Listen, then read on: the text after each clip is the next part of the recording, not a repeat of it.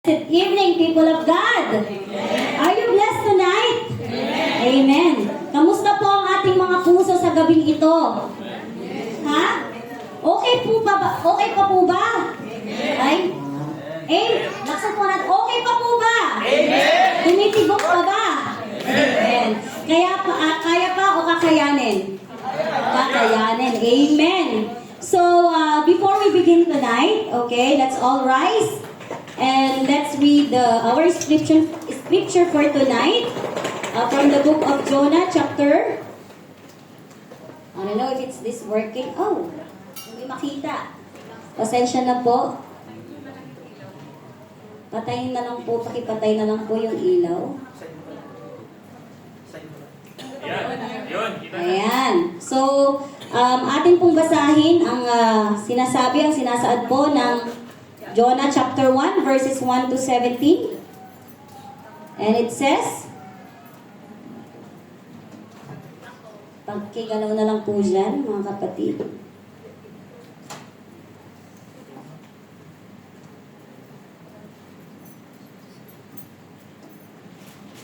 Hindi siya lang.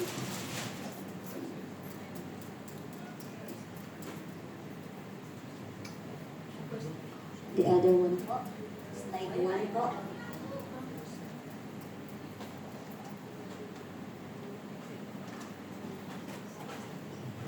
Paki-block na lang po, pasensya na.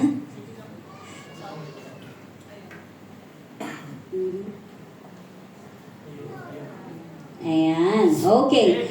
And it says, let's all read all together po. The word of the Lord came to Jonah, son of Amittai.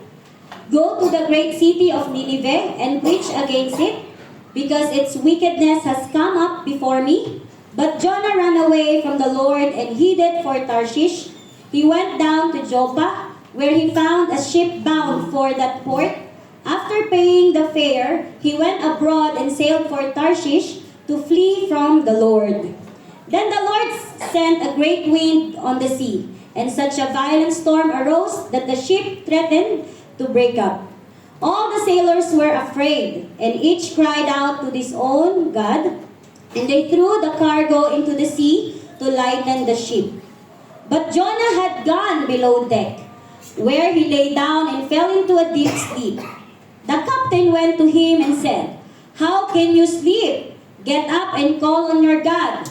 Maybe he will take notice of us so that we will not perish.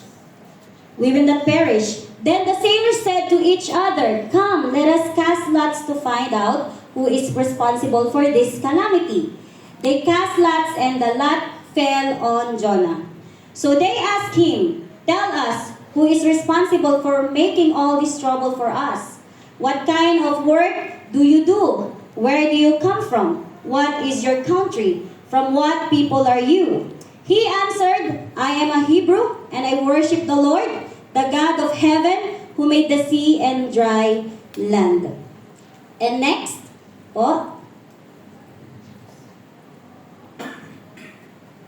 white then.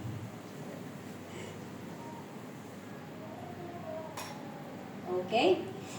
And this terrified them. They asked, "What have you done?" They knew he was running away from the Lord, because he had already told them so.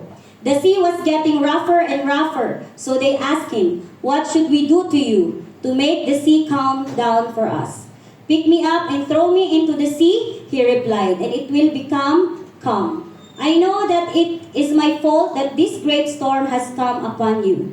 Instead, the men did their best to row back to land, but they could not, for the sea grew even wilder than before. Then they cried out the Lord, "Please, Lord, do not let us die for taking this man's life. Do not hold us accountable for killing an innocent man for you. Lord, have done as you please." Then they took Jonah and threw him overboard, and the raging sea grew calm.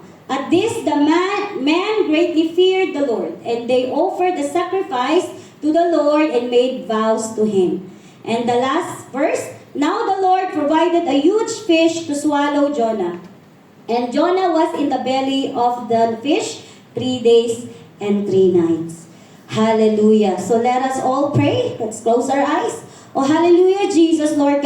God. We lift your name tonight, Panginoon. We thank you that we are here gathered together to worship you in spirit and in truth, Lord God. Lord, may you sanctify us through your words and cover us with your precious blood as we go deeper to your words, O Lord God. May you increase me with your wisdom and use me mightily to deliver your words, Lord God. Fill your people with Holy Spirit and prepare each and everyone's heart as we all receive your words tonight, Lord God. Thank you for your Son, Jesus, for shedding His blood on the cross, Lord God. We love you, we bless you. Amen and amen. Hallelujah. So let's all sit down po. So, tonight po,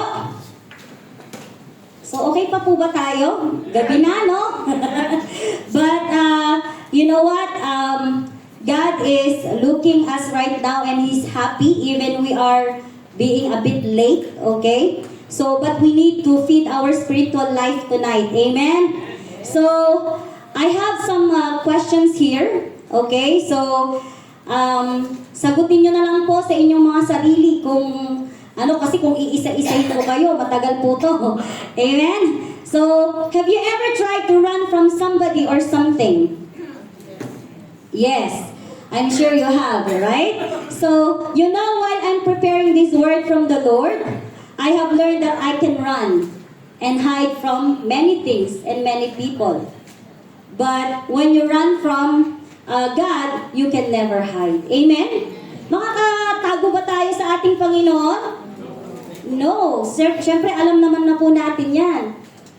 God always knows where you are. God knows when you are trying to run and why. This evening, we are going to talk about our stubbornness as children of God. And our message for tonight is entitled, You can run, but you can't hide. Amen? So we can run, but we can't hide. So as we learn Jonah chapter 1 tonight, I want you to ask yourself these questions. Is this me? Ako ba to? Ituro nyo nga po yung sarili nyo. Is this me? Am I running from God and trying to hide from Him? Am I a stubborn child of God? Isa pa po ba tayo doon na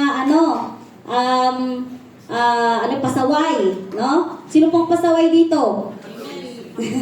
Uy, yung iba tumatahimik. Papakabait talaga ng mga batang ito.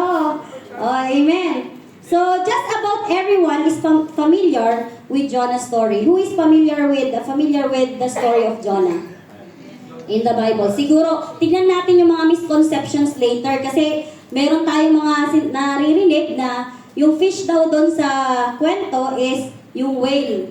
Sinabi bang may whale doon? Sinabi po ba? So let's find out later on. Amen? So, amen. So the main lesson of the 3 days and 3 nights in the belly of fish were a foreshadowing or hint of Jesus' death and resurrection. Amen. The main lesson of Jonah is God's desire to love and forgive even the worst of sinners. So tonight we're going to look at chapter 1, as I've said a while ago, and we'll learn from Jonah what happens when we attempt to run from God. So makikita po natin dito. And here's how the book starts. In Jonah chapter 1 verses 1 to 3, basahin ko po ulit ng mabilisan lang. And the word of the Lord came to Jonah, son of Amittai, God, to the great city of Nineveh, and preached against it, because its wickedness has come up before. But Jonah ran away from the Lord and headed for Tarshish. He went down to Joppa, where he found a ship bound for that port. After paying the fare, he went abroad and sailed to Tarshish to flee from the Lord, and we can find this in Jonah chapter 1 verses 1 to 3. So in the one that we've read, the scripture that we've read, Jonah here ran from the Lord. And the first point is that if we're running from God, God will pursue you. God will pursue us. Amen? Naniniwala Ipupurso ka talaga ni Lord. Sa pagsagot pa lang, mahina na. How much more pag ano na? 'Di ba? So, this event, way back before 70, siguro nangyari to noong 750 BC, nung time when Assyria had tormented the northern tribe of Israel. So, nabanggit ang Israel, nakaka-ano naman po yung nangyayari ngayon sa ating mundo. Amen. So, ating ipag-pray ang ating both side ngayong kung ano yung nangyayari sa lugar ay sa country po na iyon. Jonah himself was a Galilean. So si Jonah po ay Galilean, which means he was from the northern tribes that were all too familiar with Assyrian atrocities. So and God was telling Jonah to go to Nineveh. So yung Nineveh po ay capital ng Assyrian kingdom. So he needs to go there to preach the gospel of the Lord. Amen? But Jonah had every reason to hate the people of Nineveh. Ano po ba sa tingin niyo? Sumunod ba si Jonah? Okay. So may sumagot na po. Bakit kaya hindi siya pumunta sa Nineveh? Ha? Kung familiar po tayo yung story ni Jonah. So, because yung mga Assyrian po doon had starved, killed, tortured, displaced, and sold Israelites into slavery. Somehow, Jonah had escaped. Si Jonah po ay naka-escape during that time. But he feared and hated the people who had terrorized his friends and family. Kahit kung kayo po ay pinatay po yung kamag-anak nyo, yung friend nyo doon sa isang country, gugustuhin nyo po bang bumalik doon para mag-preach ng gospel? But God teaches us something here. Amen? It's quite possible that Jonah had been preaching in Judea with great success. Warning that unless they repented. No? So, now Jonah loved to preach. Si Jonah, gustong-gusto niya mag-preach, pero but not those people in Nineveh. Ayaw niya talaga. So, anong ginawa niya? Kasi ayaw niya eh. Di ba kung ayaw natin yung isang bagay, may gagawin tayo? Or ayaw natin pumunta sa isang lugar, or may iniiwasan tayo. Anong gagawin po natin? Ha? Ha? Lilis lang landas. Halimbawa, may kaaway ka, no? Imis nandyan na eh, magkakasalubong kayo, di ba? Ibang way ang tatahakin natin, di po ba? But sabi ni Lord dito, kasi po, to Jonah, they were literally scum of the earth.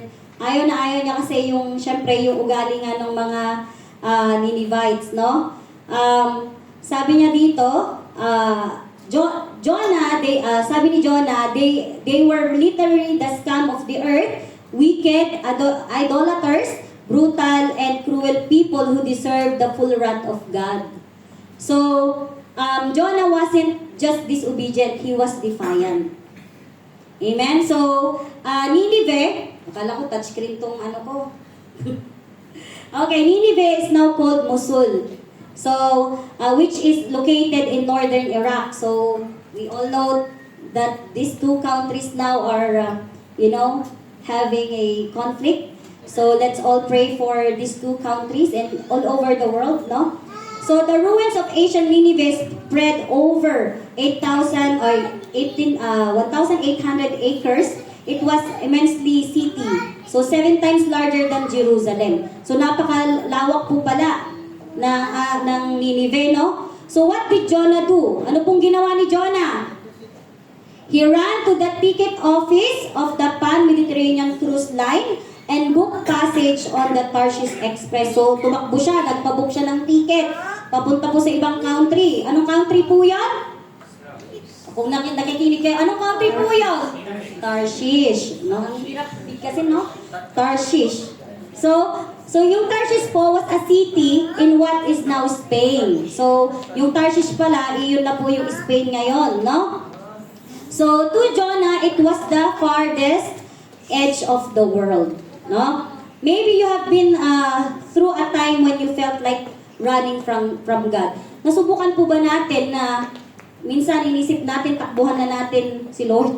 Para pag Pag bombarded ka na ng maraming problema, gusto mo nang tumakbo. Minsan ayaw mo nang umattend sa church. Minsan pag ayaw mo nang gawin kung ano yung ipinapagawa sa ni Lord, gusto mo na lang. Kasi personally, nararamdaman ko po yun. So gusto ko na lang matulog. Lord, pagod na ako. Lalo pag nagtatrabaho ka sa school, ay, nakakapagod po talaga. Lahat naman tayo, yung mga trabaho natin, may kanya-kanya tayong pagod or level ng pagod. No? But, even you are going to run, talagang si Lord is, ano po? Ano pong gagawin sa inyo? Ipupurso ka. Kaya hindi ka makakatakbo kay Lord. Amen? So, this can happen when you feel like God has asked you too much of you. Yeah? Ang dami-dami ng pinapagawa. Di ba?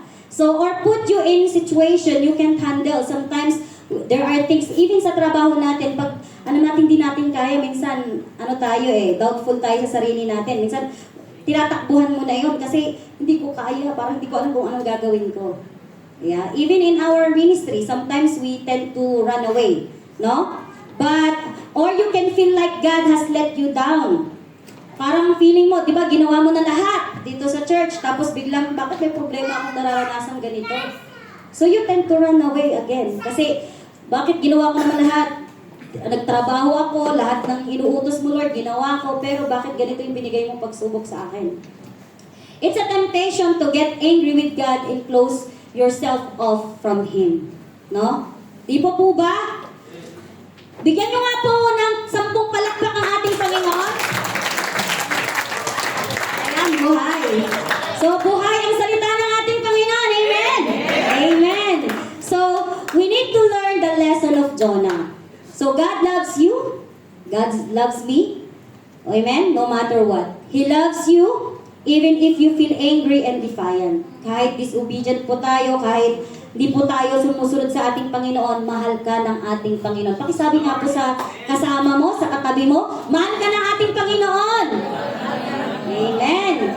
So, He loves you even if you try to run from Him. Tingnan mo, kahit tinatakbuhan ni si Lord, mahal na mahal ka niya, kapatid. Sabihin mo sa sarili mo, mahal na mahal ako ni Lord. Ang sweet talaga ni Lord, no? Tapikin mo ay sarili, ang sweet ni Lord. Lord, ang sweet mo, no? So parang sa mga, may nakikita ko pag about sa ang ganda ng mga ngiti nyo. No? Ang ganda, ang tanis talaga. So, here po, we need, sabi nga po, if you feel like running from God, remember this Psalm of David. And it is written in Psalms chapter 139, verses 7 to 10. Where can I go from your spirit? Where can I flee from your presence? If I go up to the heavens, you are there. If I make my bed in depths, you are there. If I rise on wings of the dawn, if I settle on the far side of the sea, even there your hand will guide me, your right hand will hold me fast. Amen? Sabihin nga natin si Lord ng hallelujah, Lord.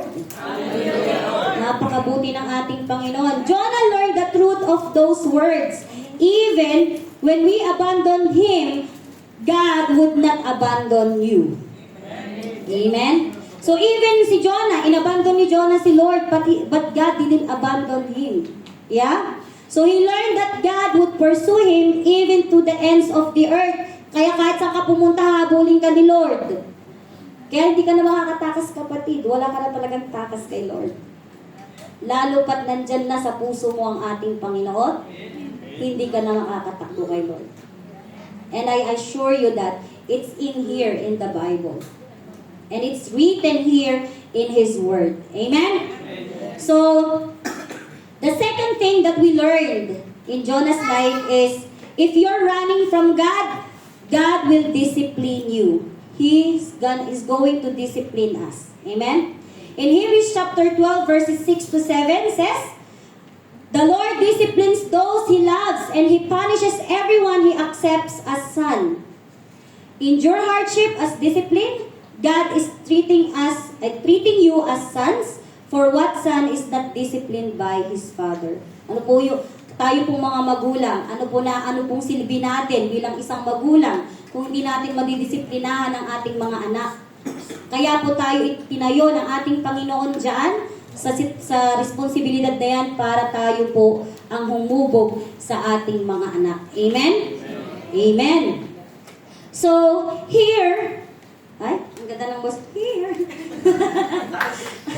Ang taas ng energy. So, here, when the Lord sent a storm to engulf Jonah's ship, di po ba, He was sending loving discipline. Do you think yung ginawa po ni Lord kila Jonah is pagpaparusa po yun? Do you think para po mag-suffer yung mga kasama ni Jonah, all of them in the ship? I don't think so po. Their reaction shows they knew this was not a normal storm. So that time yung storm na yun, alam nila na hindi siya normal, yung parang yung simple lang na wave, hindi. So they cried out to their gods. So kasi yung mga tao doon, iba yung paniniwala nila. So they cried their own gods, no? They are pagans kasi. Then after they threw some cargo overboard, kasi nag-isip sila anong gagawin natin para mag-lighten yung buhat-buhat o karga-karga ng ship. Then they tinapon nila. They threw some cargo overboard, then they walked Jonah up. No? So the experienced sailors had expected smooth sailing. Sila po ay, kasi na-expect nila yung kanilang pagta-travel ay smooth lang. But, yung expectation nilang yon ay hindi nangyari. So, dito po, yung captain po ay pumunta kay Jonah at ang sabi niya po, "How can you sleep? Get up and call on your God." So kasi si Jonah, relax lang. Ayan, tulog-tulog kahit na nagkakagulo na yung mga tao doon. Tulog-tulog siya sa may deck. So sino po yung nagbabagyo na lahat-lahat, tulog ka pa din? Or yumayanig na yung building, tapos bahala kayo dyan, basta matutulog ako. Sino po yung ganon? Or parang may sunog na, sasabihin ba, ay may sunog? Chan-chala. So parang kakanta ka pa ng la, no? So, ganun po yung nangyari kay Jonah, napakakalma lang ni Jonah. So, at that time po, so sabi niya, "How can you sleep? Get up and call on your God." So they knew they needed supernatural help, no? So because of those people who are on board ay mga paganism, no? Mga hindi naniniwala kay Lord. So they knew they needed supernatural help. So they cast lots to see who was responsible, and the lot fell to Jonah. So in Jonah 1, chapter 1 verse 8, they asked him, "Who are you and what have you done?" Jonah answered. Marami pang tanong yan. Pero sumagot si Jonah. Pero yung ibang tanong hindi niya sinagot, ito lang yung sinagot niya. Na who are you? So sabi niya, Jonah answered, "I am a Hebrew and I worship the Lord, the God of heaven who made the sea and the dry land." This terrified them and they asked, "What have you done?" Pero yung mga taong to, they knew he was running away from the Lord kasi he had already told them so. So sinabi niya naman na. So it's no wonder they were terrified when they heard that Jonah was running from God who made the sea. That's when they realized that Jonah's disobedience was about to seal their own doom. So ano pong ginawa? And that is an important lesson for all of us. Kung magkakaroon po tayo ng mga problema, wag po tayo agad bibitaw. Amen? Maniwala po tayo sa ating Panginoon. Don't run from God. Don't run from God in the first place. No matter how hard life gets. Amen? Even if we feel like God has let us down. Even if we think God is asking more we can give.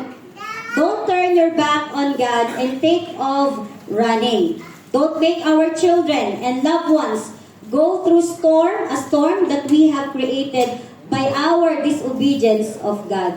So kaya po mag-ingat po tayo. Ang laki po ng responsibilidad po natin bilang isang Kristiyano, bilang isang tagasunod ng ating Panginoon. Amen? Kaya po, we need to watch our actions. All the time, lagi po nating sinasabi yan, but we tend to forget to apply it or manifest it in our lives. Di po ba?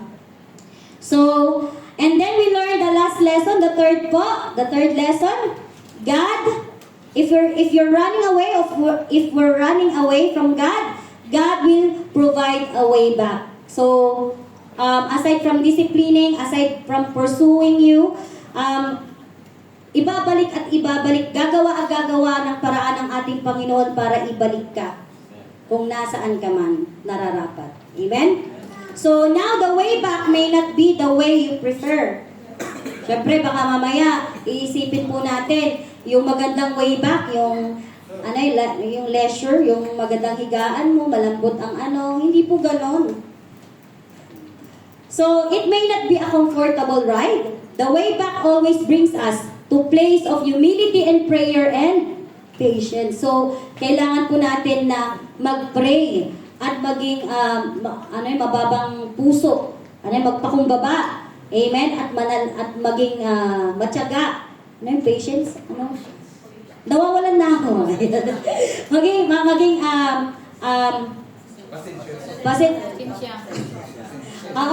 mapasensyosa tayo or pasensyoso tayo. No? Sa mga nangyayari sa buhay natin, Huwag kang apurado.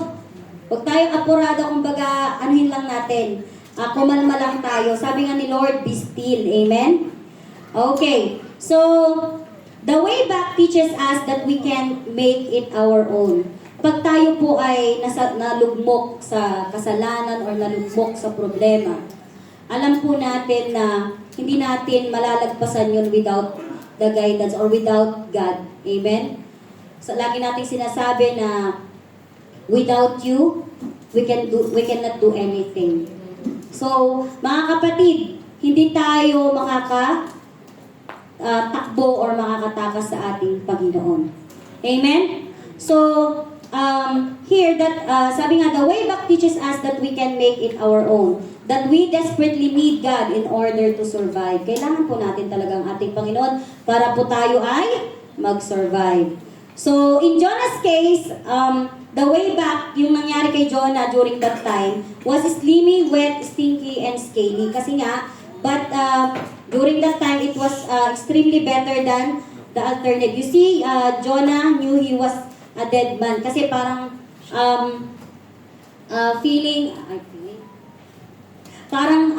probably that time kung tinapon ka sa dagat, parang maano mo na wala na siyang buhay. Alam mo, kahit ikaw naman, kung itapon ka sa gitna ng dagat, di ba? Kahit ako siguro, baka mamatay po ako doon. Kasi yan, nasa gitna ng dagat, tapos wala ka namang hinahawakan. But the Lord give him mercy, no? Nag-provide siya ng transpo for Jonah, no?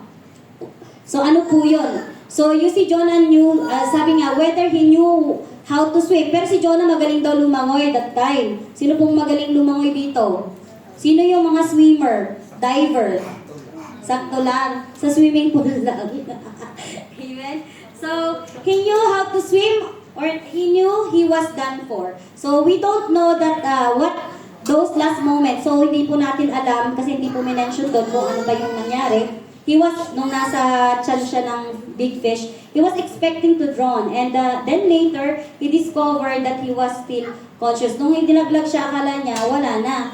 Pero nagkaano siya na, parang nagkaroon siya ng conscious na, buhay pa ako. Ganon. So, buhay pa ako. So, you know, brethren, sinabi ko po kanina na hindi naman po minention doon, indicate that Jonah knew he was in the belly of a fish. Basta po, nakita lang niya na parang nasa darkness siya. So, he was in an absolute darkness. He was conscious and seemed to be breathing. So, humihinga siya. But in his own words, he called that place Sheol. So, tinawag po niya yung place, yung tummy ng fish, ng big fish, na Sheol, which is in Hebrew, wording for the grave. This is, means grave, no? So Jonah may not have known it, but God was using a great fish as a submarine to save him and take him back where he belongs. So ganun din po tayo mga kapatid. So, pakiramdam natin, hindi natin malalagpasan kung anong problema meron tayo. Pero magdadala at magdadala ang ating Panginoon gagamit siya ng instrumento na kung saan ay mas malulutasan natin yung problemang ibinigay niya. Alam naman po natin na tinitest lang tayo ni Lord. Kasi if you're running away from Him, gagawa at gagawa ng paraan ng ating Panginoon para ibalik ka kung saan ka nararapat. Amen? So, here tonight po,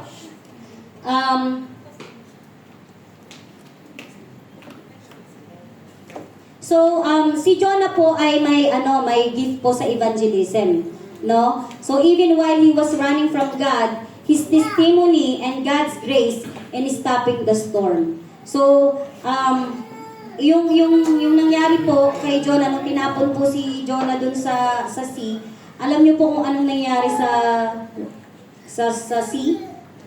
Yung parang yung storm, ano pong nangyari? Kumalma. So, kaya kumalma lang po tayo, no? So, ganun po yung nangyari doon. And God turned this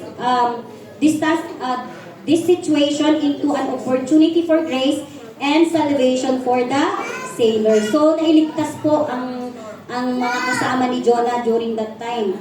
So, already we see God's great mercy for sinners, as sinners. We've seen God at work to save the sailors on the ship through Jonah's testimony. So, we've seen God save Jonah's life in an unexpected and unusual way. So, imposible, di ba, ang dadalhin ng ating Panginoon yung malaking fish para mag-save kay Jonah. So, this message of Jonah, we can never outrun the love and mercy of God. So, He pursues us, He disciplines us, He saves us. Amen? Bigyan natin ng palakpak ang ating Panginoon. Hallelujah, Lord God. So, as soon as we stop running from God and run back to Him, we discover that God was right there with us all the time. Amen? So now let's proceed to the exciting part, our conclusion. Ano nga po natin, bigil-bigil nga natin konti yung ating sarili kasi gabi na talaga. Okay, so do we still remember the title of our message for tonight? You can run but you cannot hide. Yes, you can run but you cannot hide. Kaya po, isipin nyo na lang po kung may gagawin kayong hindi nakakaaya sa ating Panginoon, sa paningin ng ating Panginoon, huwag mo nang gawin. Transparent kaya lahat. Alam niya lahat. O, amen? Pero bakit kaya tumatakas pa rin tayo? No? Pero God is really good in our lives kasi He always correcting us, He always reminding us, no? Sa kanyang salita. Amen? So how about the three things we have learned? Sino po nakakaalala? Ano po yung una? God pursues you as? God disciplines you? And God will provide a way back when we run. So, we may be running from God right now, no? Thinking that He doesn't know, doesn't care, or can't catch you. However, He does know, cares, and will catch you when He is ready. So, feeling mo siguro ngayon, hindi naman, wala namang nangyayari sa akin, so gagawin ko lahat ng gusto kong gawin. Pero you know what, brothers and sisters, there will be the time that God will show you what He wanted you to do. No? Ipapakita sa iyo ni Lord kung ano yung gusto niyang ipagawa sa iyo. When He is ready. When He prepared all things. Amen? Kung planchado na lahat. Kaya po ngayon nga, tignan niyo po yung mga kapatid natin na ikakasal na. So, nag-ano sila ng tough, nag-underwent sila ng, alam niyo yun, yung parang, ang layo-layo na kanilang nilakad, no? Para maabot nila yung ganitong sitwasyon. Na God, in His time, God will give you the desire of your heart. Amen? Honestly mga kapatid, growing up, ako na lang po, growing up, I never thought I would go or I would be into this kind of ministry. Like what I am doing right now po. Standing in front of you and preaching His words tonight. Ganun din po sa mga kasama ko po. But you know what? I always thought that my past was simply too bad. That I've done too much. In fact, when the time our beloved pastors asked me to pray about becoming one of the new leader in this church, you know, which I began to even seriously consider it. Pero before, gusto kong takbuhan talaga kung ano nung ginagawa ko. Para takbuhan ko yung responsibilidad or yung anointing na ibinigay ng ating Panginoon. Now, I can honestly say that this is my calling. Mga kapatid. This is our calling. Sana po, ganun din po tayo. No? Even though I work a full-time job outside of the church, and I've completely forgotten what free time really means. Sa totoo lang po, wala na po akong minsan naisip ko, Lord, ang free time ko, ang pahingahan ko, ay ang kandungan ng ating Panginoon. Lord, you know that I would want to be anywhere but here. Kahit minsan gusto kong magpahinga, yung puso ko po at ang isip ko, kahit minsan yung katawan ko po ay bibigay na. Kahit di po ako pumunta, yung puso ko po ay narito. Amen? Hallelujah. That's why, alam ko naman po na yung ating pagpapagad ay may reward yan pagdating ng panahon. Hindi man po financial, hindi man pera yan, hindi man material things, I believe that someday, God will reward lahat ng ating pagpapagal sa Kanya. Amen? Hallelujah, Lord God. So tonight, brothers and sisters, I urge you that we need to stop running from God and do what He has told us to do and submit ourselves to the will of the Lord in our lives. Amen? We cannot escape the will or the presence of God in our lives. It will happen whether we want to be involved or not. But remember the example set before us in the scripture. Kung ano po yung buhay ni Jonah, yun po yung isa sa dapat natin pong sandigan or pamantayan or tularan, no? We must submit to the will of the Lord, for His will is superior than ours, no? His will is infallible or unfailing. His will is perfect. Amen?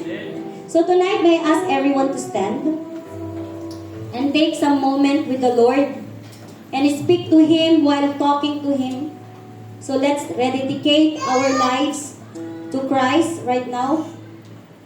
Yes, you've seen. We all have. We've all seen. But after that sin, what are you going to do? Ipagpapatuloy mo ba ang kasalanan ginagawa mo? Ang kasalanan ating tinatahak? Are you going to feel bad about yourself and have a pity party? Or will you pray, repent, and do great works of God? So now, let us all open our mouth to the Lord. Let's just take for a moment. Let's open our mouth. Oh, hallelujah, Jesus. Hallelujah, Jesus.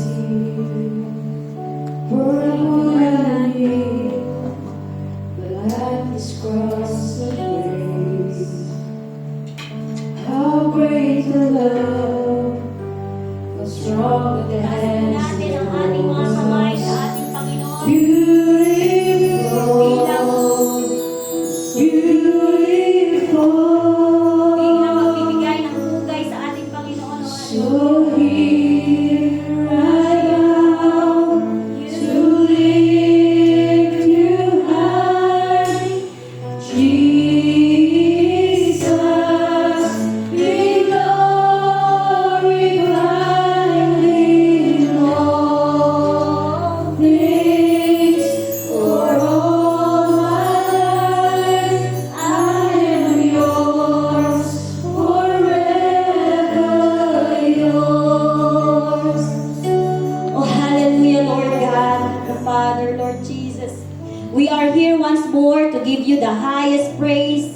the glory and honor, Lord God.